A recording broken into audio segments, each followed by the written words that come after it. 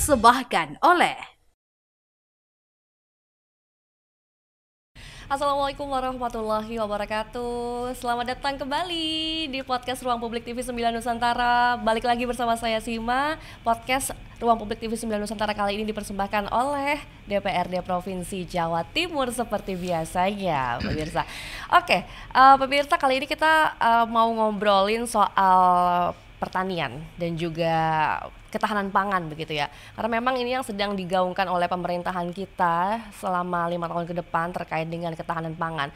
Banyak banget spekulasi di luaran sana gitu ya, kalau Sima boleh ngomong pemirsa, kalau ketahanan pangan sekarang digaungkan karena apa? Karena banyak banget tuh perang di dunia gitu, jadi kayaknya kita harus save deh panganan kita di Indonesia nih, mulai kita jaga nih biar kita nggak bergantung begitu sama negara-negara luar. Kita akan ngobrol soal apakah sudah siap sebenarnya Indonesia, terutama di Jawa Timur sendiri, untuk menghadapi yang namanya ketahanan pangan gitu ya, untuk menghadapi program-program dari pemerintah kita tercinta gitu.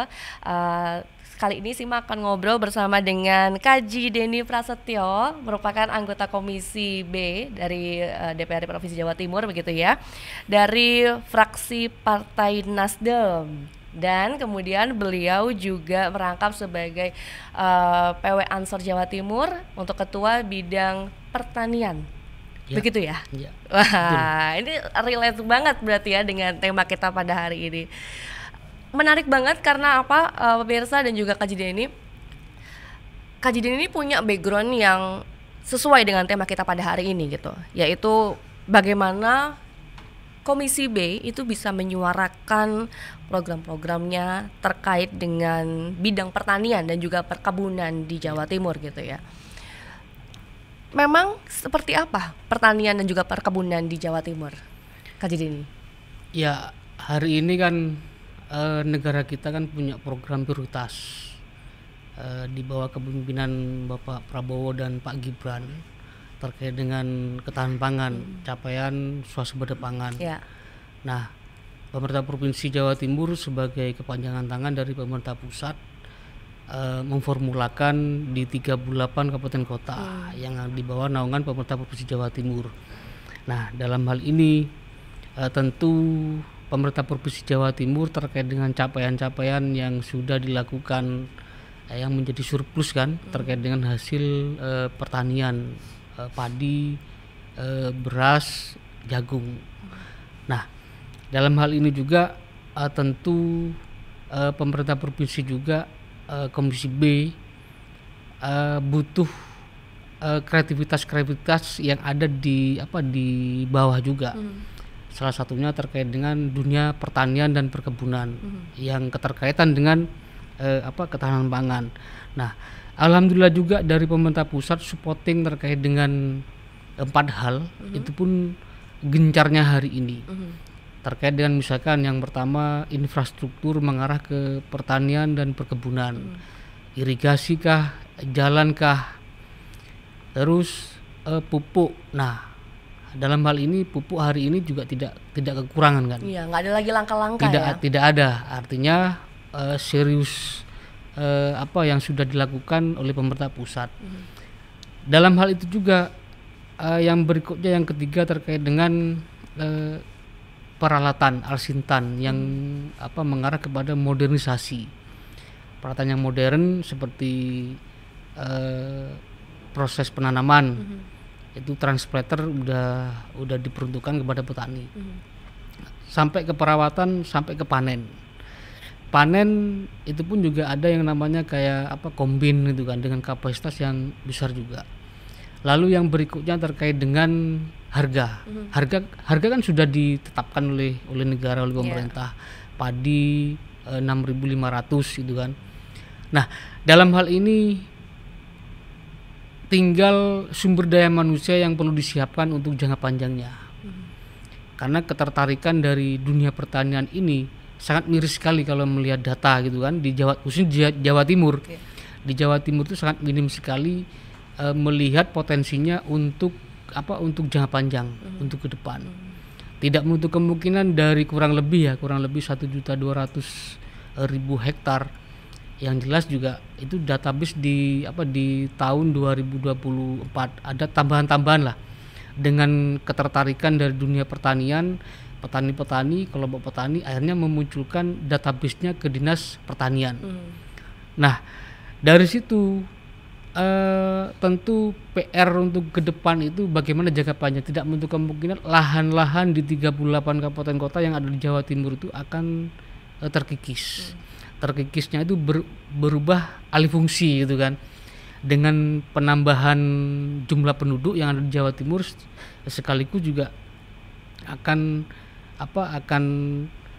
tercapai juga itu bagaimana lahan yang produktif akan berubah menjadi rumah kan gitu. Betul. Nah itu pun juga menjadi pemikiran kita bersama untuk ke depan yang 2045 itu capaiannya ya harus terjadi di 2045 itu Indonesia emas ini kan.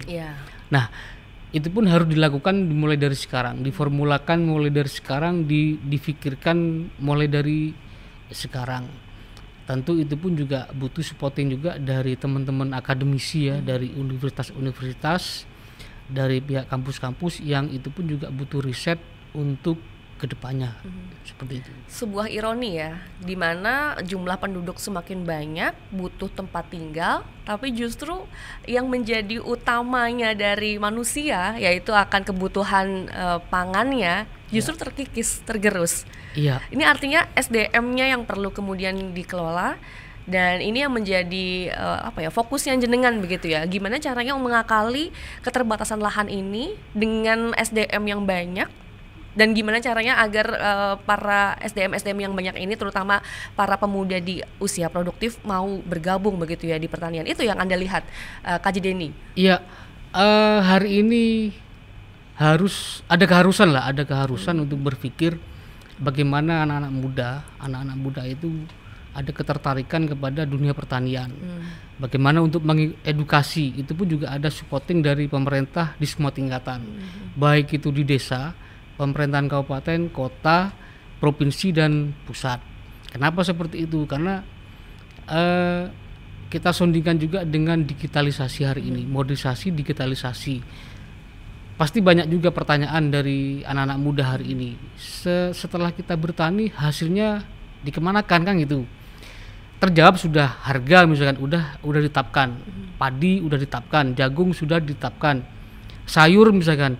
Nah, dalam hal ini tidak mungkin ada ketertarikan kalau tidak ada modernisasi, dukungan peralatan modernisasi terkait dengan misalkan pasar pun juga digitalisasi. Kita ketahui hari ini yang pegang dunia media sosial itu kan anak-anak muda. Betul. Buka jaringan pun kadang-kadang juga mengarah kepada media sosial. Dan kita ketahui bersama bahwasanya hari ini pula makan minum itu pun juga online kan. Iya.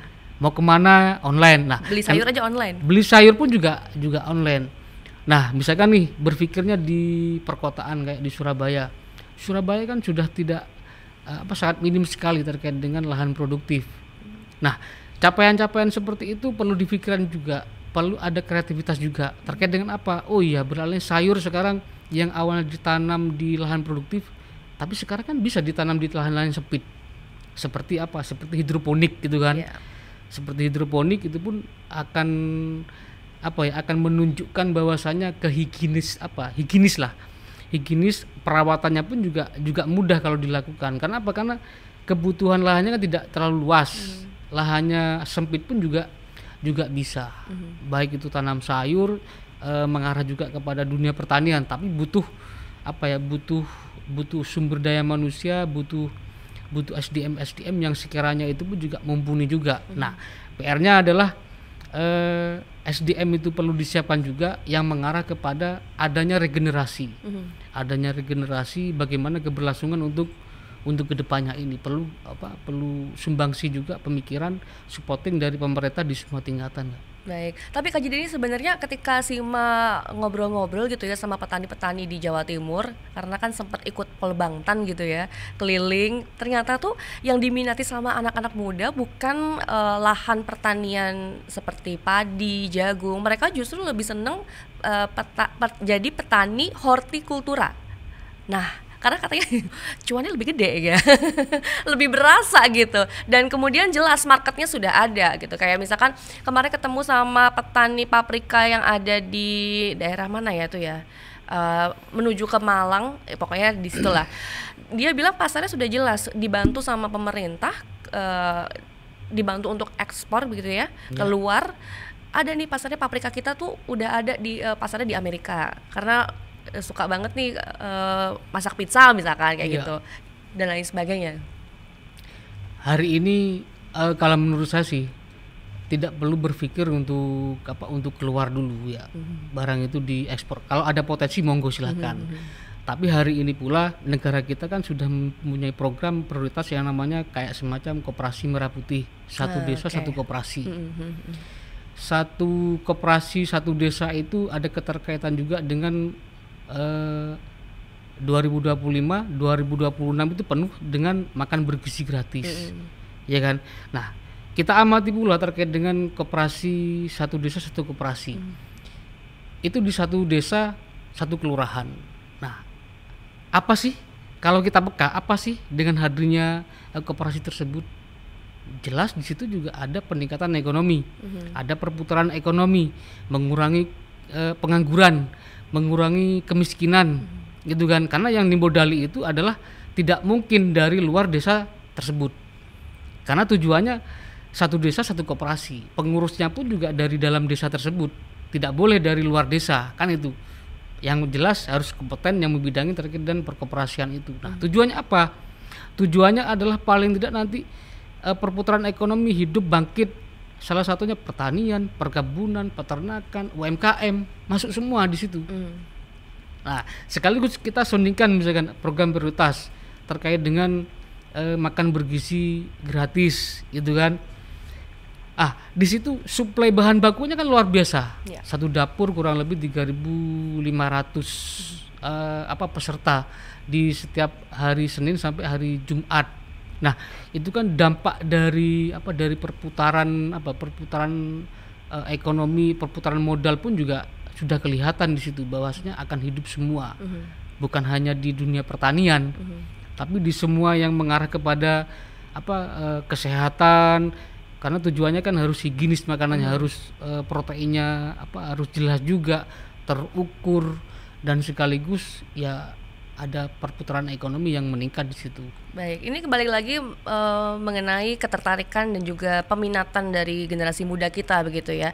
Harapannya mungkin dengan adanya Koperasi Merah Putih tadi bisa merangsang ya apa yang terjadi di Indonesia ini terkait dengan ketahanan pangan, biar masyarakat mudanya, generasi mudanya itu bisa aware gitu ya Kak Jideni ya akan yang namanya pertanian gitu ya. Tapi kalau misalkan kita ngelihat anak zaman sekarang tuh rasanya kayak nggak mau gitu loh dipaksa Kak Jideni. Maunya tuh kalau udah suka sama suatu hal atau bidang pertanian tertentu, ya udah maunya itu gitu. Sementara kan pertanian kita tuh bidangnya banyak gitu ya. Ada hortikultura tadi, kemudian tanaman pangan dan lain sebagainya. Nah, itu gimana Kak Jideni dari Komisi B sendiri menghadapinya? Sebetulnya sih itu di dalam keluarga dulu ya. Di dalam keluarga dulu yang awalnya itu kalau bicara Jawa Timur ya. Bicara Jawa Timur itu tentu pertanian yang menjadi di atas. Kenapa? Karena basic dari lahan yang surplus itu sudah kelihatan hasilnya. Nah, dalam hal ini tidak mungkin dari petani yang hari ini dilakukan oleh beliau-beliaunya itu di usia 50 tahun ke atas. Betul. Ini kan perlu adanya regenerasi. Nah, paling tidak dari dalam rumah itu juga tersampaikan bahwasanya bertani itu juga bisa menghasilkan cuan kan itu. Nah, kenapa? Karena ukurannya sudah ada, takarannya sudah ada, harganya pun juga sudah ada, dari seperti yang menunjang peralatan infrastruktur mengarah pertanian sudah disiapkan oleh negara, oleh pemerintah. Lagi-lagi dari informasi itu juga kalau temuan saya di bawah itu sangat minim masih. Karena gencarnya pemerintah itu pun juga masanya Pak Prabowo ini. Itu kan juga butuh proses, butuh waktu juga. Nah, dalam hal ini juga ada tadi yang saya sampaikan, ada akademisi yang sekiranya juga ada meriset potensi-potensi yang ada di daerahnya masing-masing. Contoh misalkan kayak di Malang. Di Malang itu juga ada potensi yang namanya seperti pembenihan. Nah, bagaimana kalau pembenihan itu juga diangkat, diriset lewat akademisi yang nantinya juga dikembalikan kepada petani-petani yang di daerah seputaran di Malang. Karena ini pun juga yang namanya benih padi ataupun jagung belum tentu juga cocok ditanam kayak di Madura Raya gitu kan. Cocoknya pun juga mungkin ada batasan, tidak semuanya. Nah, memunculkan potensinya di Jember misalkan ada yang dilakukan dari kelompok-kelompok petani yang pembenihan juga. Nah, itu pun juga dimunculkan lewat riset-riset yang sekaligus nanti di Jember itu cocoknya benih ini dikembalikan kepada daerahnya masing-masing. Nah, di sisi lain ada keterlibatan dari universitas-universitas untuk meriset sekaligus juga pergerakan nantinya ada ketertarikan lewatnya ya kepada mahasiswa-mahasiswa itu. Nah, kenapa? Karena mahasiswa-mahasiswi ini pun juga ada yang namanya seperti kuliah kerja nyata ya. Adanya KKN itu. Nah, di sisi lain paling tidak ada ketertarikan yang dilakukan oleh mahasiswa-mahasiswa yang KKN itu sekaligus kalau itu pun diterapkan misalkan apa nih temanya yang harus dilakukan oleh mahasiswa-mahasiswa yang KKN. Nah, hari ini yang keterkaitan itu ya ketahanan pangan, swasembada pangan. Nah, itulah yang harus diterapkan. Difokuskan. Gitu ya? Misalkan tidak di ketahanan pangan, tapi di makan bergizi gratis. Nggak apa-apa. Fokus kepada makan bergizi gratis, tapi nanti isinya makan bergizi gratis itu dari mana ini? Dari pertanian padi misalkan, dari sayuran. Oh ya, sayuran itu konteksnya hari ini yang bisanya tertarik diminati oleh mahasiswa, oleh milenial terkait dengan hidroponik. Itu kan hortikultura yang itu pun juga mungkin dengan berbudidaya hidroponik itu tidak kotor gitu kan. Nah, itu pakai paralon ataupun sirkulasi airnya pun juga hanya misalkan satu tangki itu pun juga bisa berputar gitu kan. Tidak capek juga. Ya, pemanfaatan terkait dengan digital modernisasi itu sangat perlu sekali. Baik, berarti dengan adanya pendekatan oleh Komisi B sendiri gitu ya kepada akademisi-akademisi ini bisa menjadi salah satu pemicu lah ya untuk para generasi-generasi muda biar tertarik lagi melalui salah satu program KKN tadi begitu ya Kak Jideni ya. Iya. Biar KKN-nya tuh isinya nggak cuman bikin program TPA, ya TPA juga bagus ya pemirsa, nggak gitu. Cuman itu yang common sih, saya pernah kuliah biasanya gitu, ngajar anak-anak SD gitu. Tapi lebih fokus ke program-program pemerintah sekarang, ketahanan pangan. Yuk coba deh kita ngelihat para petani-petani itu untuk nandur misalnya atau jalan-jalan ke mana atau tahu kisi-kisinya atau tips-tips suksesnya gitu ya. Karena kalau kita tidak gencar untuk menyampaikan pesan-pesan tersebut, kita kan juga tidak mau ketergantungan bahan pokok kan. Bahaya juga nanti kalau kita ketergantungan bahan pokok seperti beras, seperti jagung itu, karena potensi kekayaan alam kita kan melimpah, sumber daya airnya pun juga melimpah.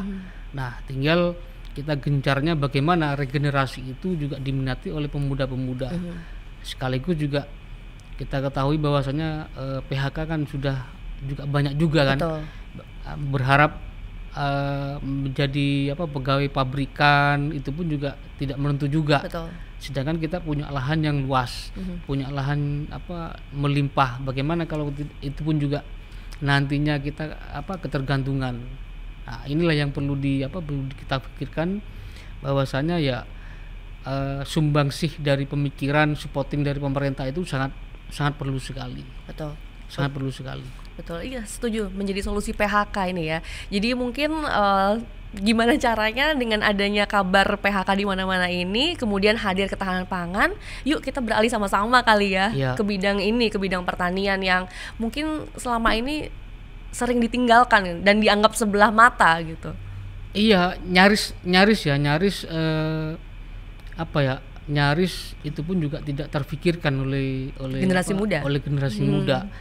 Perlu juga adanya kerjasama dengan menginformasikan, mensosialisasikan terkait dengan pertanian, perkebunan, ketahanan pangan dengan organisasi-organisasi yang ada di misalkan di Jawa Timur ya, dengan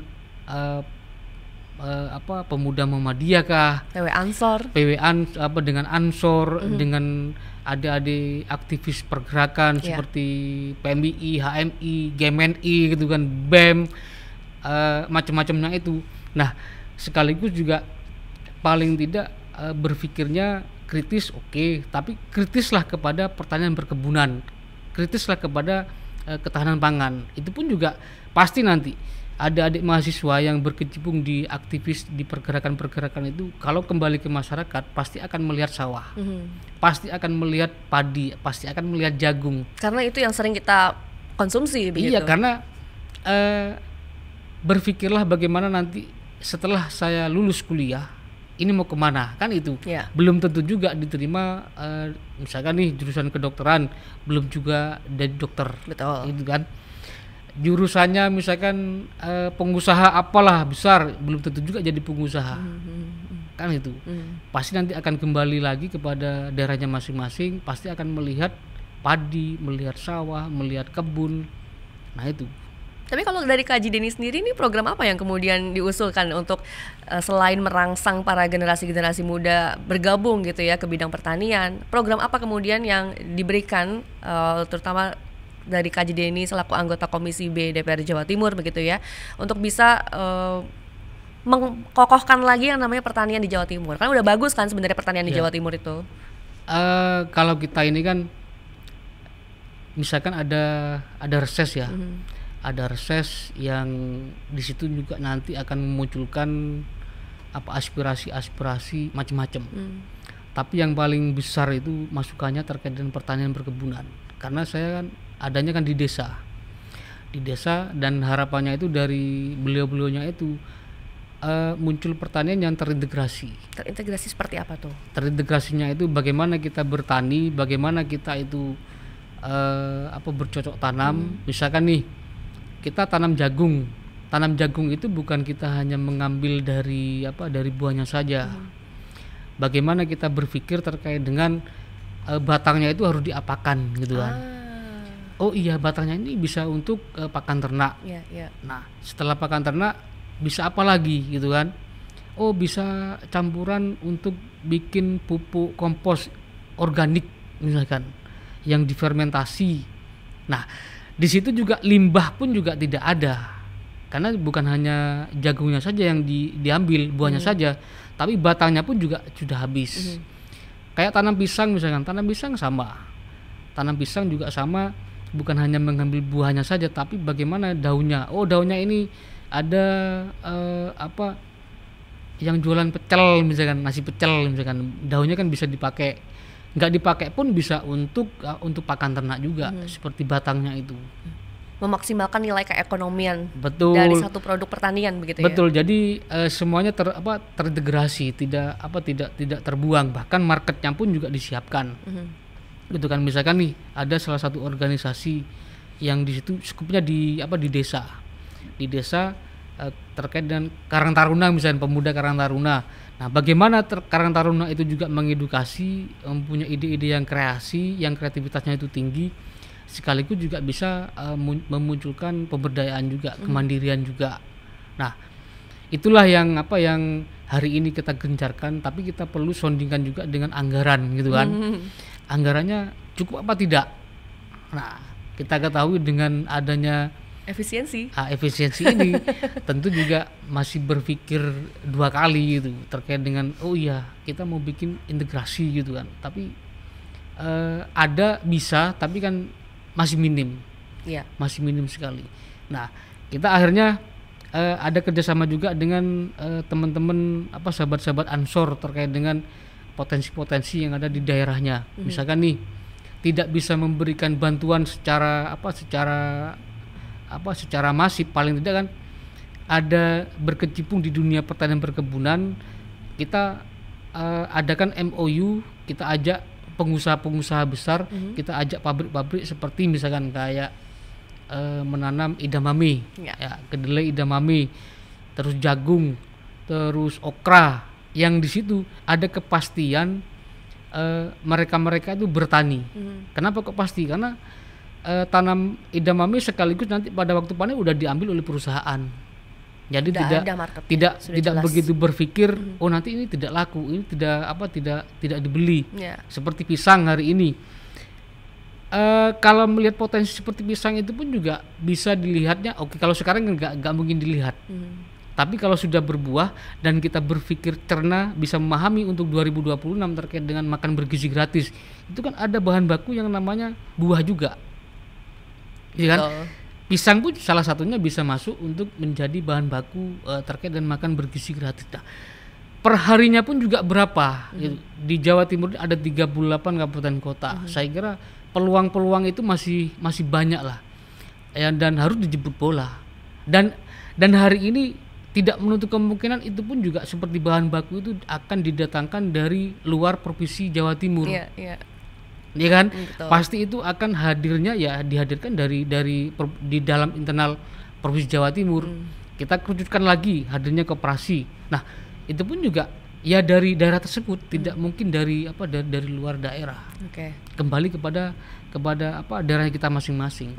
Saya dapat poinnya ini ya, Kak Jideni. Ternyata dengan adanya program ketahanan pangan ini pemerintah kita sekarang tuh ingin bagaimana caranya masing-masing daerah, terutama masing-masing provinsi ini bisa berdaya atau mandiri dengan apa yang dipunya dari pertaniannya masing-masing begitu ya, untuk mensuplai program-program pemerintah atau mendukung program-program pemerintah gitu ya. Pertanian ketahanan pangan, kemudian nanti dikelola oleh Koperasi Merah Putih.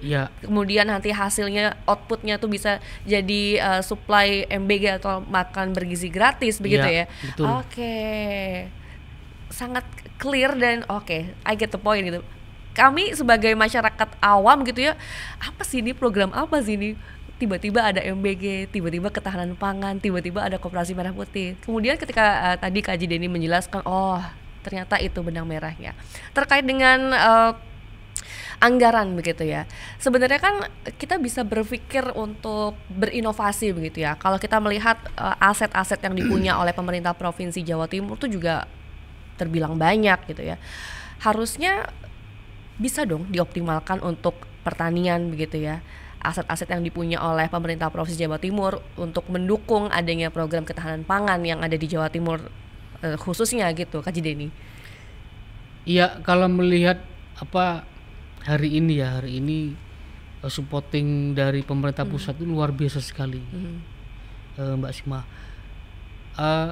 Khususnya terkait dengan yang keterkaitan dengan ketahanan pangan ya, ketahanan pangan, karena negara kita juga khawatir nantinya kalau tidak ada supporting gencar oleh pemerintah pusat, pemerintah provinsi, bahkan di kabupaten kota, capaian untuk 2045 itu Indonesia emas ya tidak akan terwujud. Nah, makanya paling tidak kan dimulainya itu ya dari sekarang. Kita tidak perlu khawatir kalau melihat potensinya yang ada di misalnya di Jawa Timur. Saya kira nggak perlu khawatir lah. Karena sumber daya alamnya luar biasa banyak, sumber daya manusianya tinggal kita menginformasikan, menyampaikan pesan-pesan tersebut dengan masif. Lewat mana? Di semua ini bisa. Karena hari ini pula kayak supporting anggaran pun saya kira dari pemerintah provinsi itu pun juga ada, meskipun efisiensi anggaran itu juga dilakukan. Tapi terkait dengan ketahanan pangan ini itu luar biasa juga di pemerintah Provinsi Jawa Timur. Supportingnya luar biasa sekali terkait dengan keterkaitan ketahanan pangan, dunia peternakan, dunia pertanian, perkebunan, perikanan, naik semua terkait dengan supporting anggaran. Baik itu di perubahan anggaran 2025, perubahan di anggaran di 2026, naik semua yang keterkaitan dengan ketahanan pangan, karena itu pun juga perintah dari pemerintah pusat. Meskipun ada efisiensi begitu ya, tapi justru anggarannya malah naik. Naik supporting anggarannya karena target yang ada di Jawa Timur itu bagaimana agar terjadi juga kan, tidak menutup kemungkinan kita ketahui bersama Jawa Timur itu menjadi supporting yang teratas. Jangan sampai nanti begitu kita sudah supporting paling di atas menurun juga. Gitu kan, nanti kan akan diperbincangkan juga oleh oleh teman-teman yang ada di parlemen, terus bahkan juga terbaca juga oleh pemerintah pusat. Ini tahun kemarin Provinsi Jawa Timur di atas, sekarang kok turun gitu kan, ada apa ini ya gitu. Itulah yang harus kita jaga ini. Ngomong-ngomong terkait dengan penyokong ekonomi di Indonesia begitu ya, Jawa Timur sendiri ini kan sekarang sedang punya visi sebagai gerbang baru Nusantara gitu. Melihat pertanian, perkebunan di Jawa Timur sendiri, sudah siapkah kita kemudian untuk jadi gerbang baru Nusantara untuk bisa mensuplai seluruh pangan yang ada di Indonesia wilayah timur nih, Kak Denny? Ya, tentunya ini kan supporting itu juga bukan hanya dari legislatif dan eksekutif gitu kan, perlu juga dari tokoh-tokoh masyarakat, pemuda yang sekaligus juga nanti akan mensukseskan untuk capaian-capaian itu, target-target itu. Tapi kembali lagi di Jawa Timur itu potensi kekayaan alam itu luar biasa melimpah, dan tidak sedikit juga yang sudah dilakukan oleh pemerintah Provinsi Jawa Timur. Misalkan nih ada workshop ataupun terkait dengan pameran gitu kan.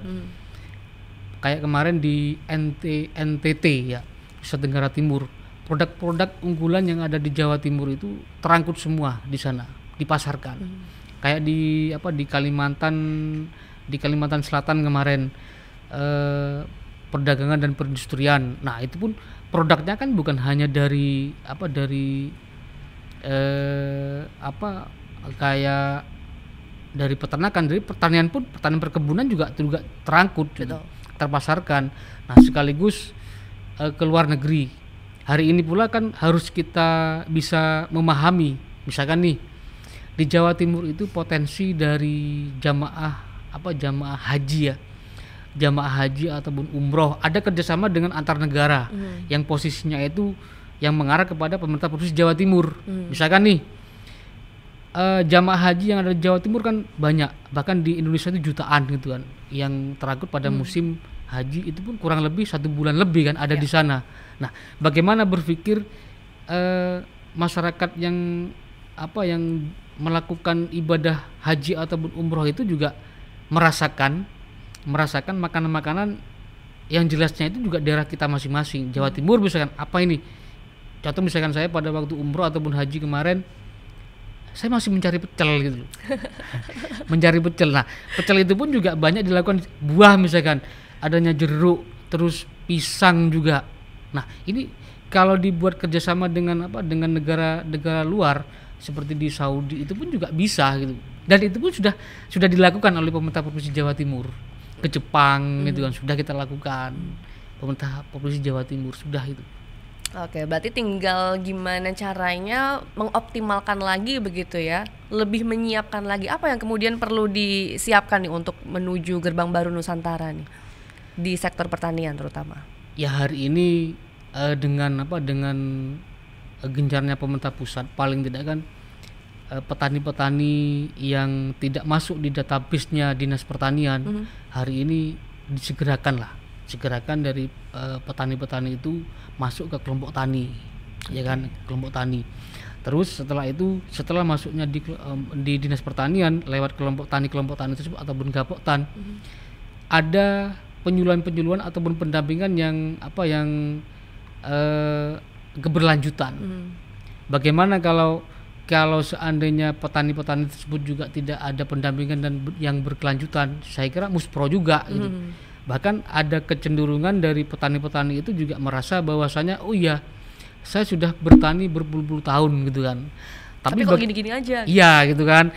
Tapi dengan capaian misalkan nih ada temuan beberapa dari kelompok tani. Begitu kita reses, apa sih sumbangsi dari negara gitu kan? Apa sih yang dilakukan oleh negara, oleh pemerintah, bahwasanya kita tidak pernah mendapatkan bantuan, baik itu benih unggul, baik itu alat-alat modernisasi. Nah, ternyata begitu kita dalami, ternyata memang salah satu syarat untuk mendapatkan program seperti itu, entah itu pupuk subsidi, entah itu peralatan, entah itu benih unggul, harus masuk di Dinas Pertanian, itu lewat kelompok tani yang datanya itu masuk di CPCL Simluhtan. Kalau tidak masuk di situ, saya pastikan tidak akan bisa baik itu menerima program, terus ada pendampingan untuk jangka panjangnya. Ini kan eman-eman. Apakah ada? Banyak itu, sangat banyak sekali. Utamanya dari masyarakat Nahdiyin ya, Nahdiyin NU itu. Ansor lah, gak usah NU, Ansornya banyak juga. Katanya kader Ansor itu banyak itu. Ternyata karena saya ada di dalamnya di bidang pertanian perkebunan, begitu saya masuk di kepengurusan, saya langsung inventarisir, akomodir yang namanya petani-petani muda gitu kan, lewat Ansor. Ternyata minim juga, sangat minim.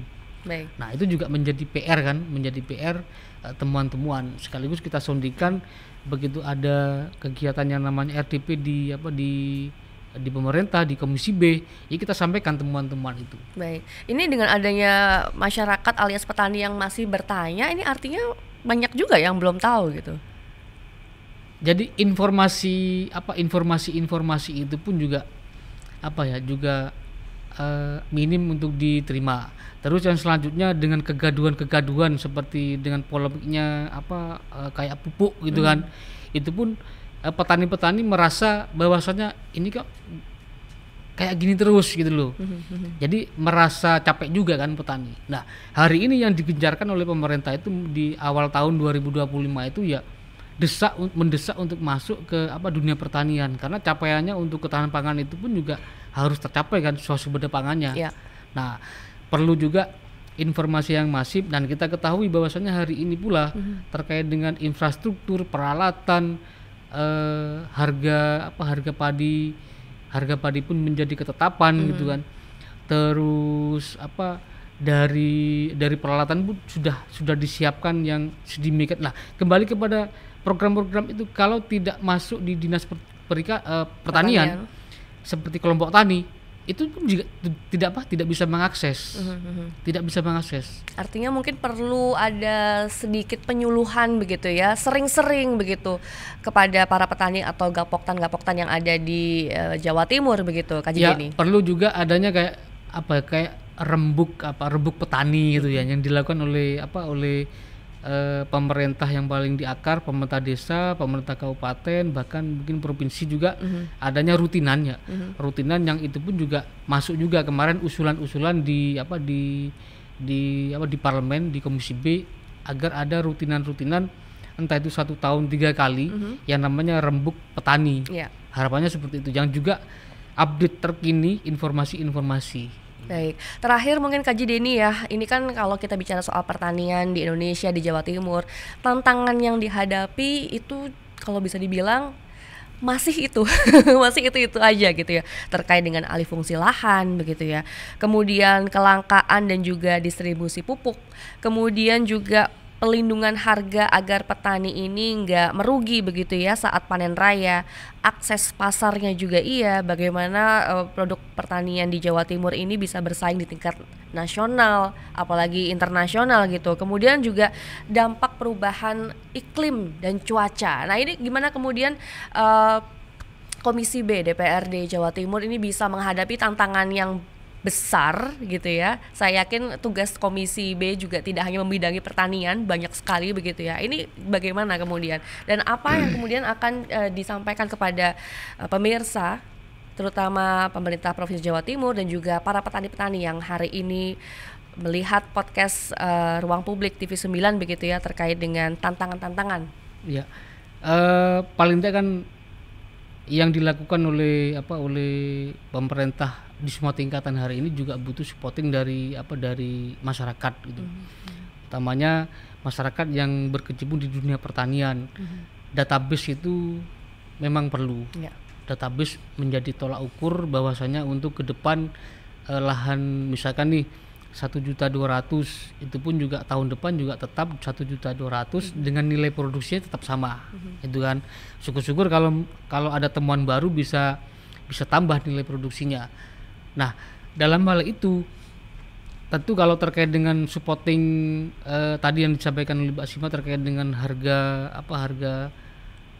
gabah, padi, terus jagung, peralatan, terus pupuk subsidi, pupuk itu juga saya kira itu pun sudah terpenuhi semua. Sudah terpenuhi semua, tinggal bagaimana kita keberlangsungan untuk ke depan itu yang perlu kita pikirkan. Kenapa? Karena jangan sampai kita bertani itu juga tanah kita terbakar dengan kimia terus-menerus. Itu perlu edukasi. Perlu diedukasi bahwasanya olahan tanah itu perlu juga adanya pengaturan pH agar stabil. Nah, perlu juga terkait dengan pupuk organik. Nah, inilah pupuk organik yang menjadi keberlangsungan untuk ke depan itu harus kita terapkan. Jangan sampai nanti kita bertani hanya sebatas bertani, kita lengah juga, akhirnya apa? Tanah kita terbakar. Itu pun juga akan menurunkan nilai produksi. Dengan beralihnya fungsi, nah itu pun saya kira menjadi solusi terkait dengan pertanian. Dengan alihnya fungsi ini juga bisa menunjukkan bahwa eksistensinya pemuda-pemuda yang bertaninya itu juga dengan alat-alat modern, bukan hanya kita kotor-kotor, tapi kita bersih-bersih juga bisa bertani. Baik, terima kasih Kak Denny sudah ngobrol-ngobrol sama Sima dan juga pemirsa dari TV9 Nusantara kali ini di podcast Ruang Publik terkait dengan apa sih yang disuarakan oleh Komisi B gitu ya untuk pertanian dan juga perkebunan Jawa Timur. Ternyata memang kali ini pemirsa begitu ya, Komisi B DPR Jawa Timur terutama terkait dengan pertanian dan juga perkebunan ini sedang menggalakkan atau menggiatkan bagaimana caranya agar para generasi muda ini balik yuk ke kampung halaman, istilahnya kayak bangun desa. Kemudian lahan-lahan pertanian yang dikelola oleh orang tua masing-masing begitu ya, yuk dihidupkan lagi. Kalau misalkan tidak mau bertani di sawah, mungkin bisa diganti gitu ya dengan pertaniannya gitu ya, menjadi pertanian atau modern. Nah, begitu. Saya Sima Perwira pamit, sampai jumpa. Wassalamualaikum warahmatullahi wabarakatuh. Makasih Kak Denny.